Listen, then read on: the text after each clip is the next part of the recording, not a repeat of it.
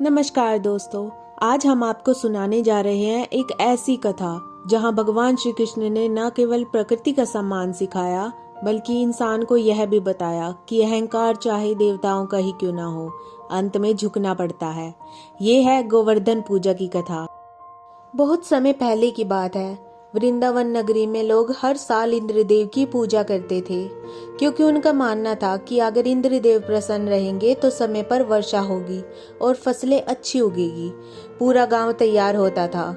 इंद्रदेव के लिए बड़े बड़े भोग बनते थे, नाच गाना होता था और सभी लोग पूजा में शामिल होते थे। लेकिन उसी समय नन्हे कन्हैया, जो सबके प्यारे थे, अपनी मधुर मुस्कान के साथ बोले, माँ यशोदा, क्या इंद्रदेव ही हमें भोजन देते हैं? माँ ने कहा, हाँ बेटा, वर्षा तो वही करते हैं। कृष्ण मुस्कुराए और बोले, लेकिन माँ, वर्षा तो तभी काम की है जब धरती पर खेत हो, गोवर्धन पर्वत हो, जंगल हो और गायों को चरने की जगह हो। असल में तो हमें प्रकृति की पूजा करनी चाहिए। कृष्ण की बात पूरे गांव में फैल गई। सभी गोप और गोपिकाएं बोले, कन्हैया सही कह रहा है, अब की बार हम गोवर्धन पर्वत की पूजा करेंगे।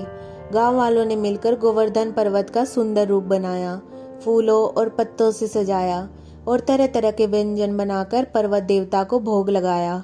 सैकड़ों थालियों में अन्नकूट का प्रसाद चढ़ाया गया। वहीं स्वर्गलोक में बैठे इंद्रदेव यह सब देख रहे थे।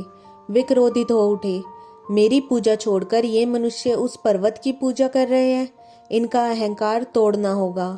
उन्होंने बादलों को आदेश दिया, जाओ वृंदावन पर बिना रुके वर्षा बरसा दो। देखते ही देखते काले बादल छा गए, बिजलियां कड़कने लगी, चारों ओर घोर अंधेरा फैल गया। तेज बारिश से गांव जल भराव हो गया। पशु भयभीत होकर इधर उधर भागने लगे। लोग घबरा गए और कृष्ण के पास आए। कन्हैया, तू ही कुछ कर। कृष्ण मुस्कुराए और बोले, डरो मत, गोवर्धन पर्वत हमें बचाएंगे। और तभी उन्होंने अपनी छोटी सी उंगली पर पूरा गोवर्धन पर्वत उठा लिया। सब लोग और गायें उस पर्वत के नीचे शरण लेने लगे। 7 दिन तक लगातार वर्षा होती रही, लेकिन न किसी का बाल भी बांका हुआ, न किसी ने भूख प्यास की शिकायत करी। कृष्ण उंगली पर पर्वत उठाए खड़े रहे, बिना थके, बिना डरे। 7वें दिन जब वर्षा रुकी, इंद्रदेव को अपनी गलती का एहसास हुआ। वे स्वयं वृंदावन आए और कृष्ण के चरणों में झुककर बोले, हे वासुदेव, मैं अपने अभिमान में अंधा हो गया था, मुझे माफ करे, आप ही सच्चे ईश्वर हैं। कृष्ण ने कहा, इंद्र, मैं तुम्हारा शत्रु नहीं हूँ, मैं तो केवल यह सिखाना चाहता था कि अहंकार चाहे किसी का भी हो, टिकता नहीं। उस दिन से हर साल गोवर्धन पूजा मनाई जाती है।